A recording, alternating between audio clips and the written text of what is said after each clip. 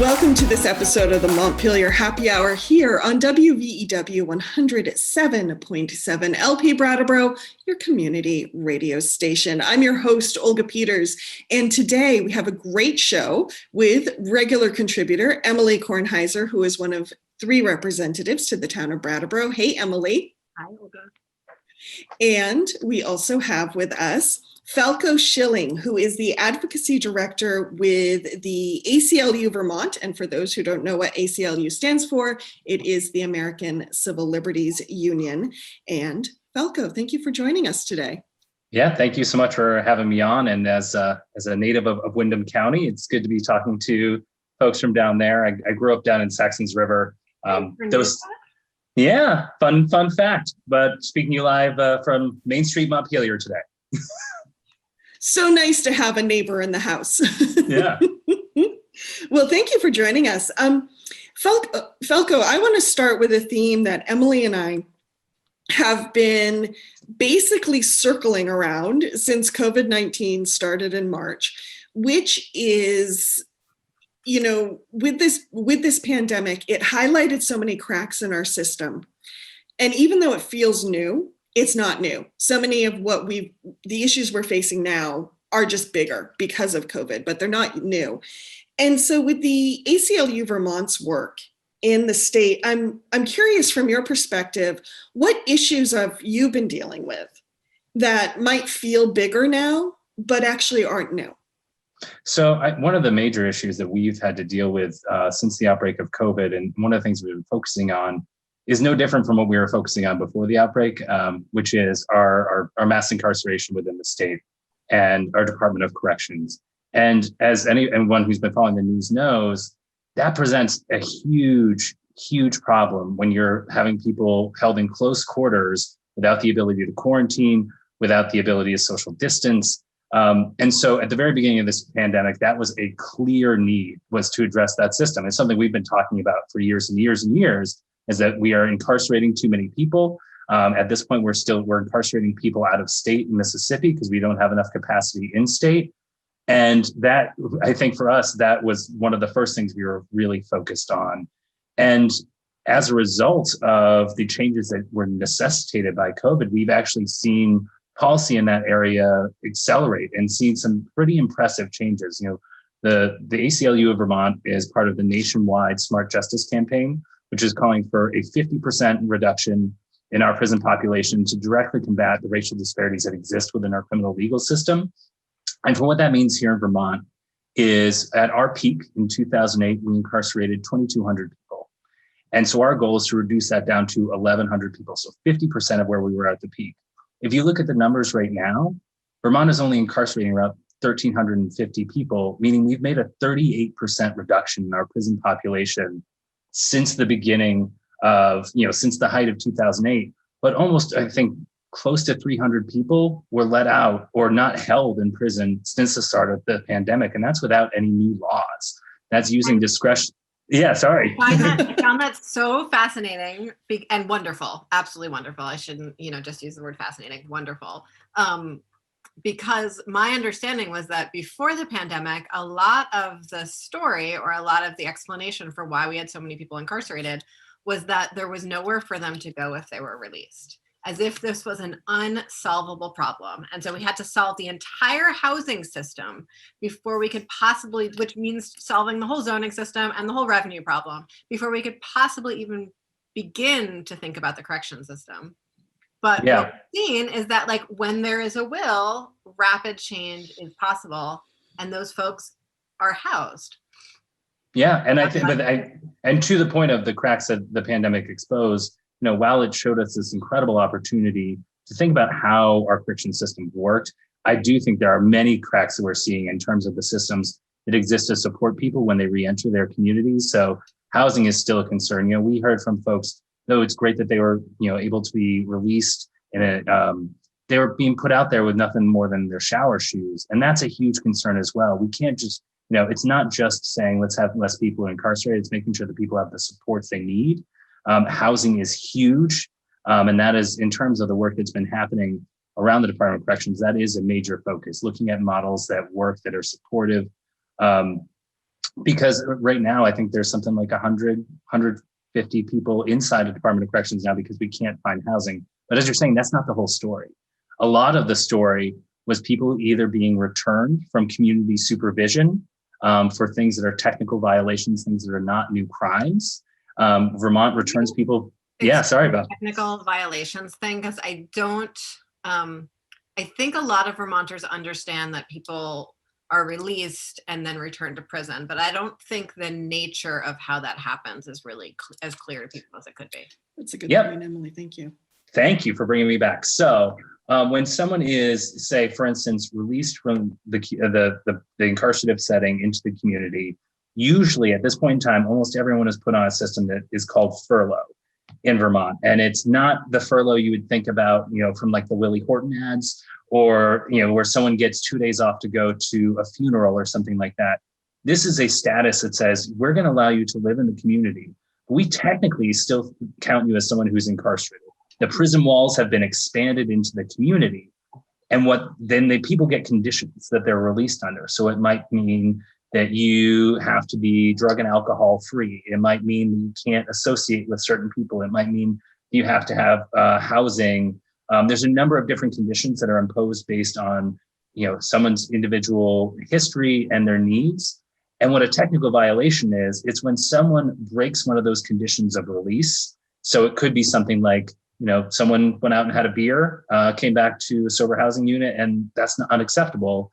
That is something that can get people returned to an incarcerative setting, sent back to prison for doing something that wouldn't be a crime if someone who is not under the supervision of the Department of Corrections, it's not a crime to have a beer, or it's not a crime at this point to have a small amount of cannabis. But if you're under the supervision of the Department of Corrections, those are the type of things that could get someone pulled back into an incarcerative setting because it violated the conditions that they are just being supervised in the community. And it's also not a crime to associate with someone who has committed a crime, right? Which is a major reason for technical violations. So I don't want to take us too far off, but I think this is a really interesting topic about what it means when we extend the carceral I or the carceral state. I don't want to get too postmodern geeky here, but into families and communities to that degree, and what that does to communities, what that does to people's lives, and what that does to the role of government. And I think that happens with our child protection system almost as much as it happens with the furlough correction, part of correction. And then so many times those systems become intertwined. People who are involved with the correction system are usually involved with many other different systems within state government. And that's part of the problem, is those systems aren't always being there to be supportive. They aren't integrated.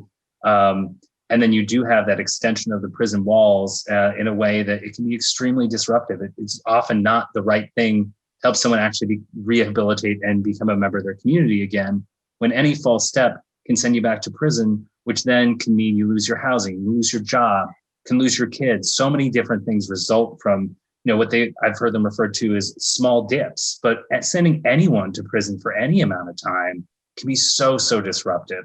And so I think that's part of the reason as a state, we are looking at how we change the community supervision system. That's been one of the big focuses of the work over the last year. And even after the pandemic, I was really heartened that this was a big topic in March before the pandemic up in Montpelier, and then after the pandemic, it remained a really central topic of discussion. And with the limited bandwidth of the legislature, something that people put a lot of really significant work in to try and make improvements to that system.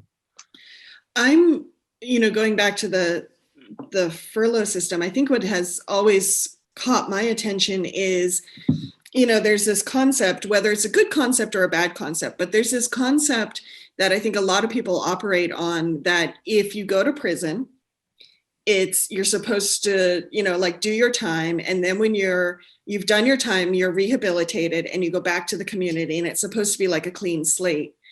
And yet it is just not treated that way at all. And so often we send people back to the community and say, well, you've changed and you have to change, because if you don't, we're going to, here are the ramifications. And yet we send them back to the same environment and situation and conditions that created the problem to begin with.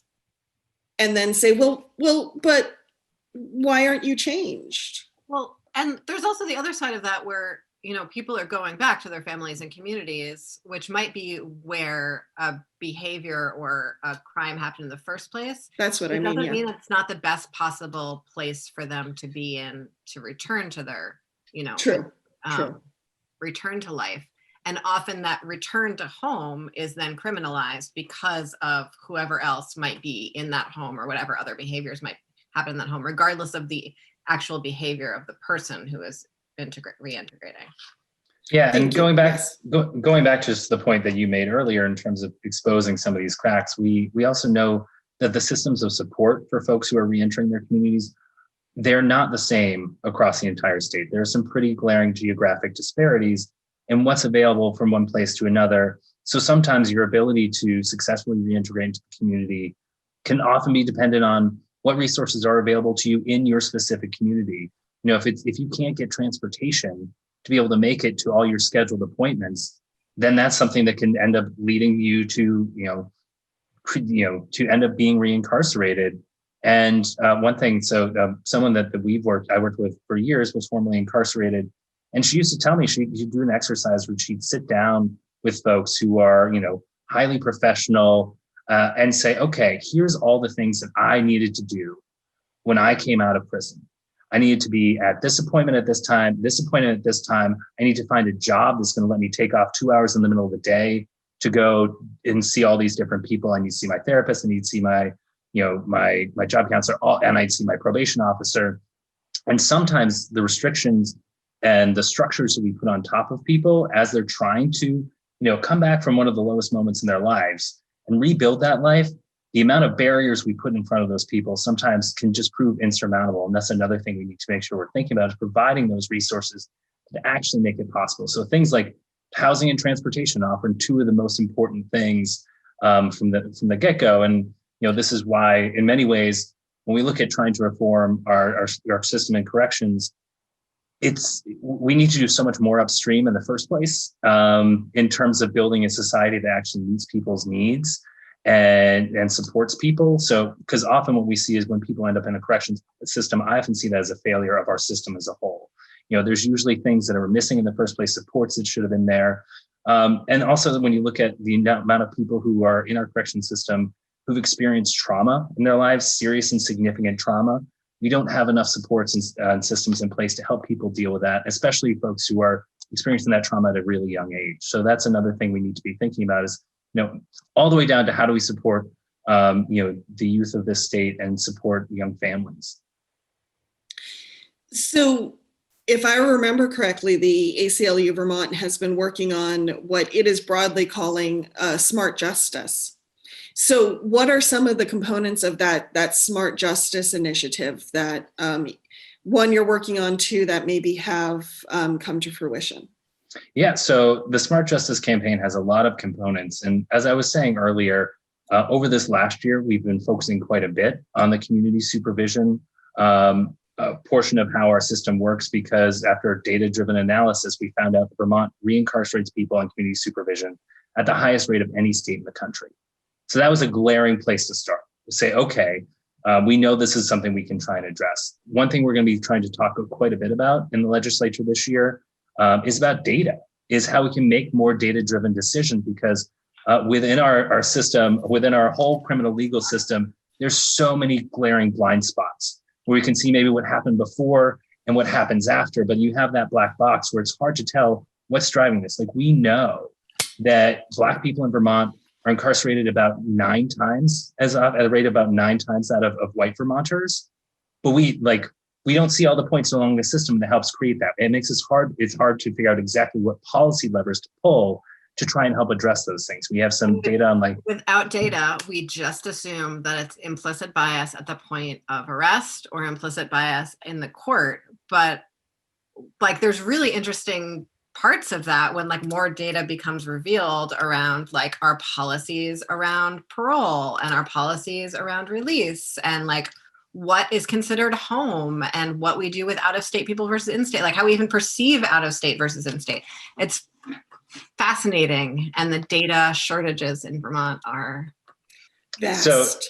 Yeah, vast. And so, I mean, this is, after working on a number of different issues up in the State House for over a decade, this isn't the first time that I've had to come forward and say, well, our data is really lacking. And that's what we need more data, which often feels like a kind of an insufficient answer to a question about how do we address this. But I think this last year showed us a great example of how having that data can really drive smart policy, because that was information people didn't have. DOC was not collecting that data. They were not analyzing that data. It took an outside entity coming into the state with resources and the ability to clean up hand data and work with the Department of Corrections to actually figure that out. And we said, oh, well, this is a clear problem that we can try and address. So data is a huge portion of it. Looking at how our community supervision system, how we can stop returning people at such high rates. We also want to look at sentencing. Sentencing is a huge, huge factor in how long people are incarcerated. When you look at the rise of mass incarceration around the country, so much of that was driven by increased sentencing laws and tough on crime legislation coming from, in the 80s and into the 90s. And one of the things that's really hard is that sets a floor that as a legislature, it's hard to go back and say, we're actually going to reduce penalties. I don't think there's a lot of people going around saying I'm tough on crime, but it's still a hard thing to do. Like in seeing some of that debate in the legislature, it's fascinating, but it's an essential component of the work. It is. And to unpack, I think unpacking popular stories in the legislature is one of the most difficult things to do. And, I've only been trying to do it for 2 years. And I imagine that the longer I stay, the more those stories will become my stories, and it will become even harder to unpack them because then they're mine and not someone else's.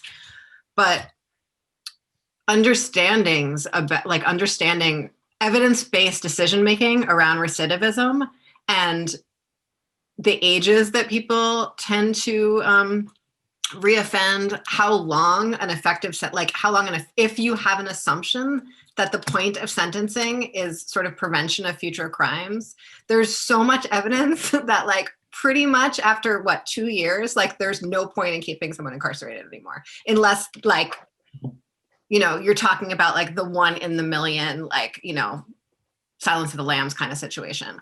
But beyond that, it's tiny sentences are all that's needed for effective punishment, if you believe in punishment at all. Yeah, and one of the big things is that the punishments are swift and they're known, and you're not seeing huge variations in it. That's one of the biggest factors in terms of whether or not any sort of punishment can be rehabilitative. But you're exactly right. The length of sentence times is not usually tied to any sort of social science data.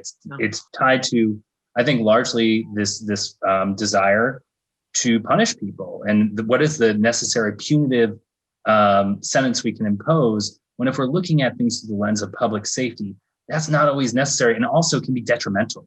Sometimes the longer you keep someone incarcerated, the more likely they are going to be to develop a higher criminogenic risk. And so looking at things that we can try and reduce those sentences to the point where social science says it makes sense, while still balancing the needs of victims to feel that their voices are heard, that their interests are being taken into account, are all really important.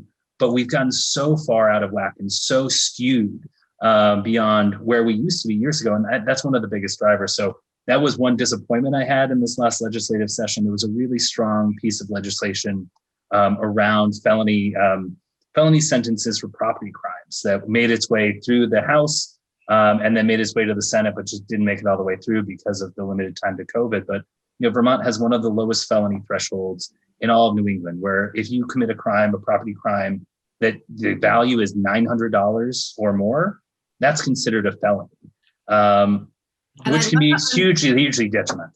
I'd love to unpack that a little bit for our Windham County folks to really understand the impact in our county and our community specifically. So if you look at crimes that are often committed because someone is seeking opioids that they are not able to obtain, they don't have the money to obtain them otherwise, it's often property crimes that you would find.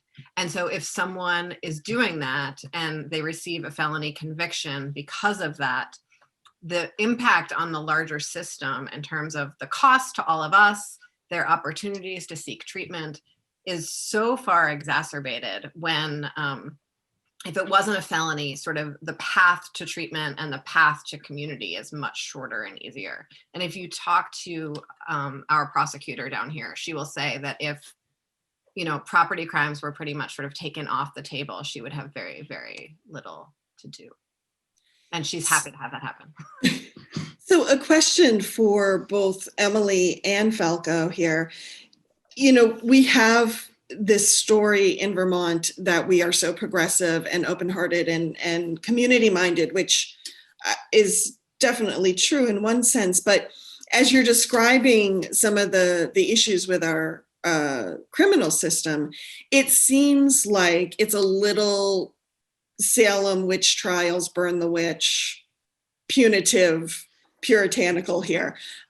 Any thoughts on why that is? Like, why is Vermont operating that way when maybe other states in New England are not? You want to take this first, or should I? I'm happy to. I can start. We have a deep Puritan thing happening here always, and that's definitely true. I also think it's one of the it's another one of those places in our system where our low resource capacity and our small administrative structures also makes a difference. So we have very few judges. We have a very small judicial system. And so in some ways that should make it more nimble, but it also means that fewer people are making decisions. Those decisions have less eyes on them. We don't do jury trials. Things are, our public defenders are incredibly under-resourced. Our prosecutors are incredibly under-resourced. Everyone is just trying to get everything like through the door, out the door as fast as they possibly can. And the time for sort of the evidence-based decision-making and the community input is not there. And so I think often it's more that than necessarily the puritanical stuff, which is like definitely in the background, but not the foreground of why we fail. Yeah, and I think one thing that, from my perspective, is when we're part of the United States of America. I think that's a really important piece of context to understand. Is the United States of America jails more people per capita than I think almost anywhere else in the entire world. Like, we jail significant portions of our population. And while Vermont, inside of the US context, has one of the lowest rates of incarceration per capita, we're still part of that larger system. I guess in some ways it's an implicit bias that we have towards over-incarceration. And you also look at what's happening in states around us. This is what the normal is. This is what the expectation is. And it's those stories that we've been told for years and years. And so much of this is building up this idea that there's a necessity to be tough on crime. And I think it also goes back to some of the roots that exist within our criminal legal system in terms of control of communities of color. I think that is also a motivator that exists within a lot of incarceral settings and then has been systematically adopted across the country. You have some of that slippage where you see what one state is doing, other states say, well, if that makes sense for them, we'll do that as well. I think that's how you saw a lot of that creep in terms of how many people were incarcerating, how we think about our systems. We think about incarceration completely differently than, say some of the Scandinavian countries that think about incarceration. They are not looking to build, mega prison complexes that house people for extended amounts of times. They are more focused on rehabilitation. So I think there's a lot to unpack there, but I think part of it is like we are part of the United States of America, which has built a system of mass incarceration. And I think Vermont's doing a good job of trying to reckon with that and understand what that means for us. But in some ways, the starting block for us is changed because of the air we're breathing and how the systems around us all work. Because, we, in many ways, Vermont does better at corrections policies than many other places in the country, but that's still not very good when you look around the rest of the world and how other people would create similar systems. Thank you. We need to go to break to hear from some of our underwriters here on WVEW 107.7 LP Brattleboro, your community radio station. Stay tuned. Emily Kornheiser and Falko Schilling, and I will return in a moment. Welcome back to the second half of the Montpelier Happy Hour here on WVEW 107.7 LP Brattleboro, your community radio station. I'm your host, Olga Peters, and if you're just joining me, I'm speaking with Representative Emily Kornheiser from Brattleboro, as well as Falko Schilling, who is the Advocacy Director of ACLU Vermont. And Emily, do we need to remind our listeners of something? We do. The views and opinions expressed here on the Montpelier Happy Hour are those of the guest, the host, whoever else is in the Zoom room, but not of the radio station or the TV station or Facebook or Mark Zuckerberg or anyone else involved in any of this. It's just ours, the people who are speaking. And we are owning that. And on that note, I think it's good for us to shift with Falko. One thing I find interesting about the conversation we were just having around incarceration, there's so many places, I think, in especially in society, but in Vermont, where different needs overlap. And I have sat and covered events where victims of crime are talking, and they feel that Vermont's system is too lenient and doesn't meet their needs enough. And it brings me to questions of, say, what do we do when so many of these rights or these needs interact? And I think hate speech, hate crime, the First Amendment, white supremacy, these are all other places where pieces of our community might actually be at odds with each other. Is there anything around that the ACLU is working on right now? And how do you kind of balance those two pieces of the same coin? So that's a really interesting question. And I think it's a place where a lot of conversations are coming right now in this state in a lot of different spaces. I know Representative Kornheiser and I both participate in the Social Equity Caucus, which is a group of legislators, community leaders who come together to talk about pressing issues regarding social equity. And this has been one of the hottest topics in terms of this conversation, because we wish that some of the white supremacy and the other problems we're hearing about around the country were isolated to places around the country, but they're not.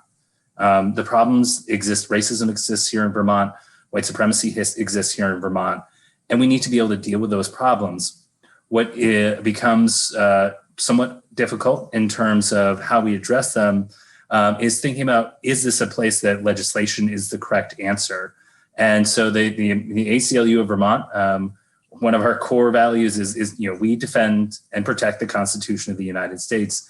And the First Amendment is an area where it can be really difficult for folks who have really, really good intentions, who want to try and protect people who feel like they're being victimized, in terms of whether or not there's actual legislation that can move forward that would do that without infringing on people's First Amendment rights. So the ACLU is a strong defender of the First Amendment. For folks that know our organization, this has often led us to taking some controversial positions, such as advocating for neo-Nazis to march in the streets of Skokie, Illinois, which was at the time the town with the largest percentage of Holocaust survivors, which is not something that I would personally support, but it's something that we intervene to support their First Amendment right to do that.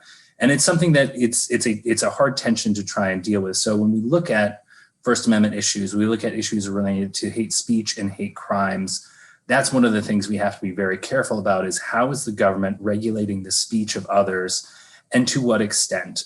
Because that is a place where you have to, there's very few things the state can do in terms of regulating speech that are acceptable and would be constitutional. And so part of our job as advocates is to try and let legislators know when they might be running afoul of the Constitution, because no one wants to pass a law that they then have to go defend in court and have it struck down. That's something that no one like doing that sometimes, like the GMO labeling law. Like I think actually Vermonters are a little bit more into that than having worked on that law for multiple years. It was not struck down in court, but that's a story for another day. Actually, that would be an interesting story for another day. I'm going to make note of that. Yeah, wearing a previous hat. Yeah. And I more mean that was the concern in the State House before it passed. It was one of those places where we were running afoul of, commerce, et cetera. So Yeah, very much so. And also a First Amendment issue, strangely enough. That was Yeah. First Amendment compelled commercial speech. as is some of the cannabis signage and advertising. Yep. So I'm really had a very interesting experience a few months ago. And so I've, being Jewish in Vermont, being the person I am in Vermont, I am not surprised when people tell me about white supremacy behavior here. I know that's new for some people who have been able to live their lives in white peace. But it's certainly hasn't been a surprise to me. But what was a really interesting, disturbing experience that I had recently was I got a briefing from a division of the Department of Homeland Security that just collects information. And before that started, I, have certainly within the Trump era heard about how, Black Lives Matter and whatever Antifa is were being targeted. My past political history long before legislative office definitely tended more towards Black Bloc than towards, standard liberal Democrat lines. And so I was really concerned before this briefing started that I was going to be hearing about, how Black Lives Matter was bringing down the universe. And was pleasantly surprised that the focus of the briefing was really on white supremacist behavior in Vermont. And that domestic terrorism for this division of Homeland Security was absolutely about white supremacy and not about, sort of different sects within that, and not about Antifa or Black Lives Matter or whatever sort of rhetoric the Trump administration's been pushing. But it was still really interesting and disturbing to hear the particular line that they walk down about what their appropriate role is and what their appropriate role isn't as a division. And so they were talking a lot about how they are aware of activity, but they can't do anything about activity. And so they can have that awareness and they can share that awareness, but they can't act on that awareness. And so on some level, I'm just uncomfortable that my life is being tracked. And, in the Commerce Committee, we certainly began some really interesting conversations about privacy and digital privacy and all of that. But also really interested in the fact that in Vermont, we have this awareness of really intensive white supremacist organizing and behavior that we have no mechanism legally to do anything about. And so people are really upset with the Scott administration, and particularly with the Department of Public Safety, for saying this isn't our role because no crimes have been officially committed. And I think it's probably true that if different people were doing it in a different context, probably someone would find a way to intervene, perhaps illegally. And there's definitely a lot of culture at play there. But what I'm interested, and I know that there's pressure for us to change the laws so that someone could act, so that the police could act on some of that white supremacist organizing. But what I'm really interested in is what would be a legal administrative apparatus to prevent that behavior. So, we know that there's some really good countering violent extremism work that happens overseas, say in French-speaking Africa. We know that there's been some really progressive, fascinating anti-gang work that's happened in other states. That doesn't come out of police departments. It comes out of development agencies or social service agencies. That's much more human, much more proactive, and not about surveillance and targeting. And so I'm trying to get my head around sort of what that side of the conversation is, rather than trying to get government eyes into every citizen's home to police their individual behavior. So I think you are leading to the right answer, just with how you set up your question. Because when we think about these issues, our concern is whether the government, especially in the area of speech, is curtailing the speech of a private citizen, which is significantly different from encouraging programs for positive social change. So that's a place that we are fully supportive of programs like that, especially if they're run outside of law enforcement agencies that can create positive community change. That's something that is something the state can 100% do. But there are limitations in terms of some of the restrictions on speech and other things. And it's really limited to the immediate incitement of violence. That is kind of that threshold when we're talking about this, which for a lot of people, rightfully so, is not comforting. That immediate threat of violence, people are saying there should be something that we should be able to do before that. So I think any piece of legislation we would always have to look at, and it have to be very fact specific in terms of where we come down. Is this something that we can support or not support? But we are fully supportive of efforts to try and curb domestic terrorism and white supremacy within the state, because we think it's essential to build the state where everyone who calls this Vermont home feels comfortable and feels like they are a part of this state. And there's no more of that othering that I think is something that happens within the state of Vermont when you are not part of the traditional majority.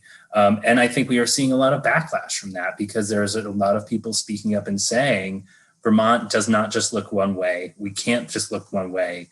And we need to be moving on beyond this traditional idea of, that some people have. And so there are some real serious threats. And I will say, as we led up to the election work, this was part of our struggle. We were trying to think of how do we respond? We were, ACLU Vermont and ACLU National, we had a scenario playbook of, I think there's, 14 different scenarios that we need, major possible scenarios we need to be watching out for. But one of our big concerns is being an open carry state. Would there be open intimidation of voters at the polls, knowing that there was people planning to protest or possibly protest in the wake of an attempt to steal the election? What would people have to be? How aware would people be? And would there be a threat to people gathering from people who are armed and hoping to incite violence? So luckily we didn't see that within this election context this year, which we're really thankful for. But it was really an eye-opener about the need to be thinking about those things. Those are things we wish we weren't having to think about and to consider, but it's reality. It's the world that we live in these days. So I think, I spoke to our town clerk quite a bit about the dynamic between making sure that everyone feels safe voting and what helps someone feel safe. So for one person, that might be actually bringing their gun with them. For another person, it might be having a police officer there. And for other people, having the police there would make them feel much less safe while voting. And so it becomes this when we all have such different senses of who is on our side and where our freedom is maximized, I think it makes it really hard to navigate these really difficult conversations as communities when we have so few places where we can speak across that difference. Yeah, and there's so many considerations, and I have to say that I think the Secretary of State and the AG's office did a good job trying to help support town clerks, because the work that they were doing in this last election was just incredible, to the point where we are going through things like, all right, what if someone refuses to wear a mask when they're voting? Well, we have a mask mandate. That's another place where you have that intersection of what is my personal freedom, my right to vote, versus a state-imposed mandate. How do those two interact? And I think they struck the right balance. They said, here's a ballot, go fill it out outside, bring it right back in. Your vote will count. If people refuse to, they kind of put them off in the corner. But that was I think this election in particular, and the run up to it, we were seeing so many of those freedoms bumping up against each other. And I think folks did a really good job trying to find that right balance. But the conversation is never going to stop. I think that's part of it. We are right now working with a racial equity task force that's been convened with the governor, who's looking specifically at these issues. What can the state do? What proposals can we put forward? So I'd say look forward for some of those recommendations. They should be coming out soon. They had one round of recommendations. Some of these will deal more directly with hate speech and hate crimes, but it's good to have that open dialogue. And I think it's interesting. There was a conversation that happened in the Social Equity Caucus with the state's attorneys coming in talking about how they charge hate crimes. And one of there was some comment saying, well, let's hope to get the Defender General's office and the ACLU in the chair on this so we can put them in the hot seat, because they're saying we should be decriminalizing and we should be not locking people up for all these crimes. We'll see what they say now. I'm like, our position's pretty consistent. Like, we are not for criminalizing this behavior, though we think there are ways to encourage more positive behavior. I think it's one of these things where there's always that tension, and sometimes you feel like you're on an interesting side of the issue, but that's part of why I do enjoy working for the ACLU, because you have to have that larger view. And in particular, I think one thing that's a point that we always talk about when it comes to hate speech and hate crimes, the over criminalization of that behavior, while the intent might be good, can often be misused and directed at marginalized communities, because as we see within our criminal justice system, or our criminal legal system, as many people like to refer to it, because it's not always that just. What we see is that when those laws are on the books, they're often targeted at marginalized groups and communities of colors as a way to reinforce the existing social order. No, it's one of the many places where if you're only keeping your eye on the short term, you're going to lose the long-term gains that are needed on this. And that's, true across most of our system, but particularly when it comes to our rights. Mm-hmm. I for what's standing out to me right now, and both of you touched on this, is that tension between solutions and where those solutions can actually be found. And I think often we're like, well, let's just make a law about this, when perhaps the law is not the best way to go. And there are some social solutions that might be better, or vice versa. We're trying to do a social solution, and what we need is legislation. The other thing that is standing out to me right now is, and I think I've said this before, it fascinates me in this country how we are so adamant about our rights. And we say, well, I have the right to do this, I have the right to do that. And yet we so rarely have conversations about responsibility, that living in a free society actually carries a lot of responsibility. And we so rarely have those conversations. Just because you have the right to say something, that may not be the best use of your right. Well, and, I think the masks and Thanksgiving behaviors are, an interesting example of that. I've been really struggling with many of our administration's responses to the pandemic lately, which were basically shutting down what can happen in public spaces, and maintaining, and I mean public and commercial and non-commercial. So basically shutting down things that can happen in non-commercial spaces while still allowing things that happen in commercial spaces, with the assumption that commercial spaces are somehow better regulated. And the implications for that long-term are very disturbing to me. And the latest example that I caught, and I did not listen to the press conference, I just read Jane Lindholm's tweet threads from them. So maybe this is not the most perfect sourcing of information, but she is a journalist. And so, a good one. And a good one. And it, she puts them in quotes when they're quotes, but this idea that children in schools are going to be asked what their families did over Thanksgiving, and that there might be implications for those families from that, and that the home is going to be policed in the public sphere by an institution, has such huge disturbing implications for me. And I know that we are in a pandemic and we want to survive, and I am not going to go around unmasked. I'm not saying we should all go around unmasked, but when you open a door, closing that door is very difficult. And the implications around, Salem witch trials and Soviet Stasi, it's very, I'm going to stop talking because I'm a little irate. Or Minority Report. It was a great movie, but not a world I want to live in. I want to know what Falko thinks about that.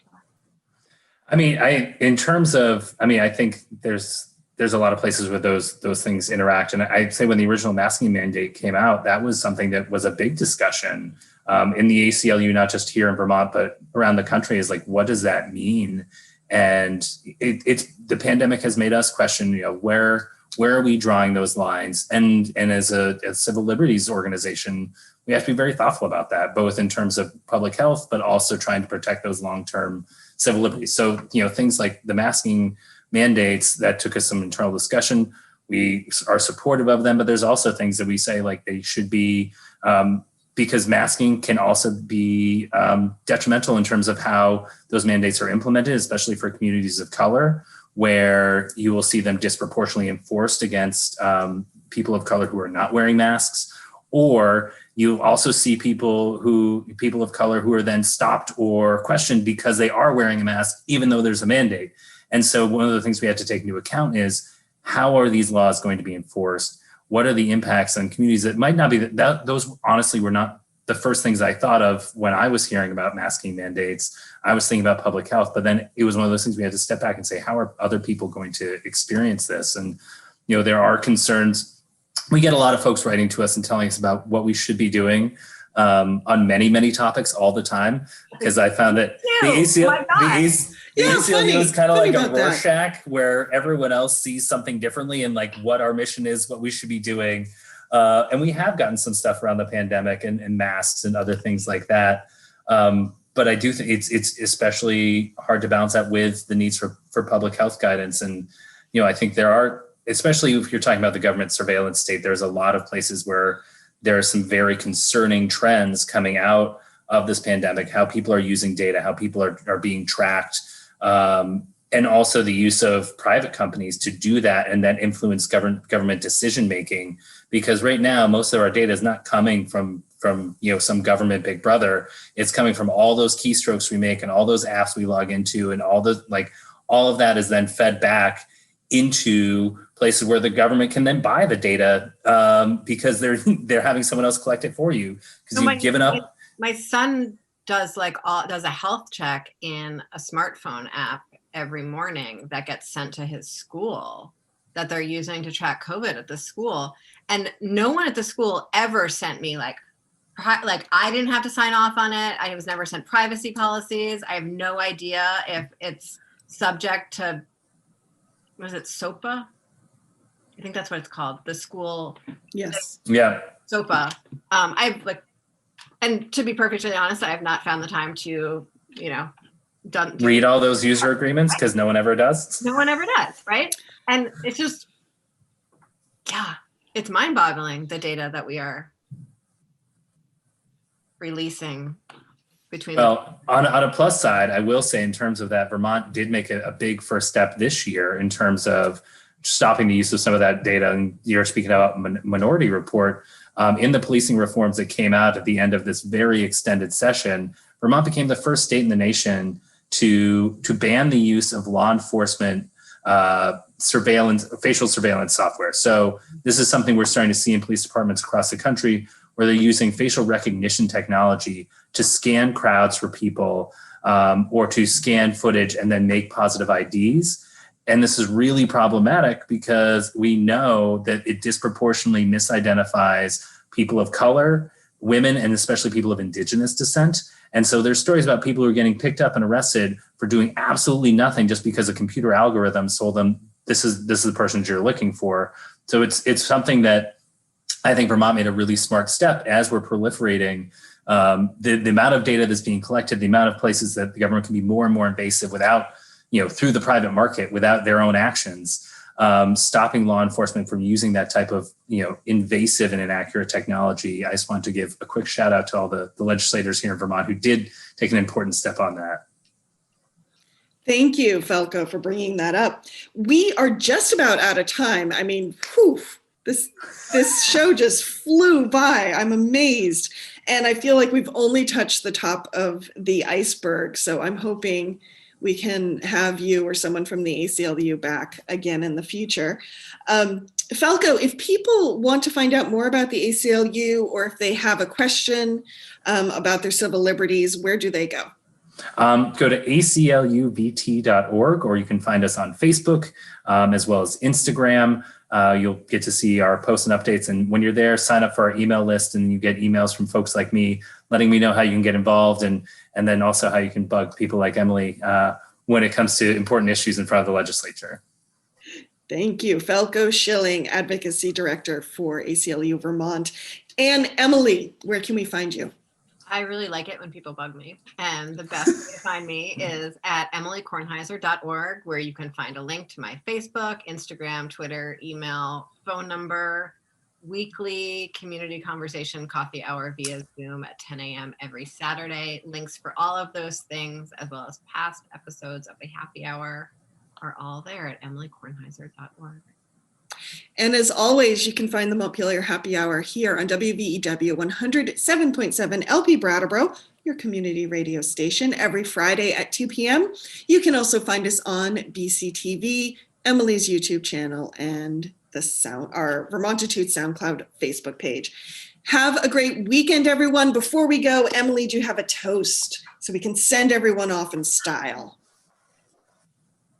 I have an empty glass, so sorry, I need 1 second here. No toasting with an empty glass, no. No. So the balance between community and freedom and each of us fighting every day to make each of those things better and stronger. Thank you. Here, everyone. Have a great weekend. Cheers.